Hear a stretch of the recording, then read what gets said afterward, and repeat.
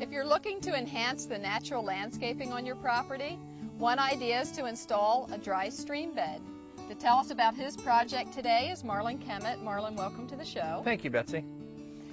Can you tell me what we're looking at here? This is a non-functional dry stream bed. This does not actually carry water. I have another one right below this that does carry water.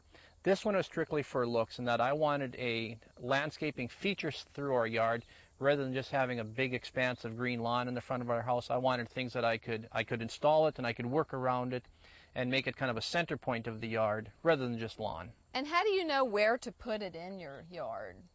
You have to look at what would look good naturally. So you actually have to almost take a chair out here and sit down and say, okay, if water were to run through here, where would the water run? And that's what I did. I spent a lot of time looking out here, and then I laid out the course with a garden hose. One of the things that helped determine the course was we had trees that we didn't want to disturb, so we moved the dry stream bed around the trees. And in laying the hose out, we laid the hose out like this would be one edge of the stream bed. We then came in and painted a line, so when we rototilled it, we knew what to dig up to. And tell me, how do you install the stream bed? Once we had it laid out, we came in with a small tractor with a 4-foot rototiller. All right. I followed behind with a 4-foot skidster, and I would scoop up the dirt that he was loosening up, and then I would build the banks or the berms alongside of the dry stream bed. So it even gave it a more natural effect rather than just having the stream bed run through a flat expanse of lawn here to build up on the sides of it, and it gave me a medium to plant into. And tell me about the rocks that you've used here. It's important in a dry stream bed that you don't use too small a rock, because the smaller the rock, the more stuff that'll get stuck into it. I use 3 to 5 inch, it's called river rock, fairly inexpensive at local quarries, and that seems to work real well. If we get leaves and stuff on here in the fall, we can come in with a leaf blower and blow everything out. And when we do get rains, if there is a lot of water will, at that time move through here, but it's easier to keep it clean, and you have fewer weeds coming up with larger rocks. And your edging is even larger rocks than on the edge. Yes, we ran 2 layers of landscape fabric below this.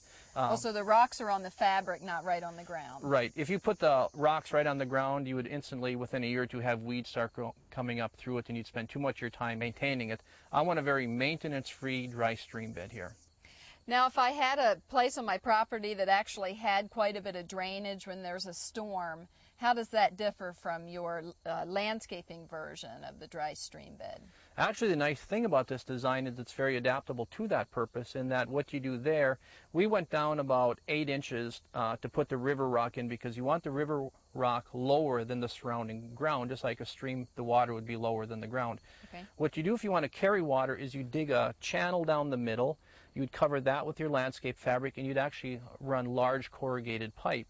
The more water you have to run through, the larger the pipe, and then with the large river rock, the rains will go through the river rock into the corrugated tubing and out at the bottom. So it's not difficult to do that. And are there different plants that you would put around the functional drainage stream bed? The stream bed we had that carries water, down there I like to have the Japanese irises or the Siberian irises, the kind that do well around water. There's some good bog irises that can be wet and it won't hurt them. So there are some special types of plants that actually do well in boggy ground. So I'll either put those on the side of a functioning dry stream bed, or I'll put them at the end, and they can grow in that soil. When the stream bed, when you have a rain event, how long does the water stay in that bed? This one, the water goes through and you don't ever see any water in here. The other dry stream bed where we have water go through, we'll have water 2 to 3 feet high there. And after a real heavy rain, it might run for 4 or 5 hours, but after that, all the water runs out. It goes away right away. Marlon, thanks for telling us about your project. Thank you, Betsy. Sounds like a dry stream bed could be a unique addition to any acreage.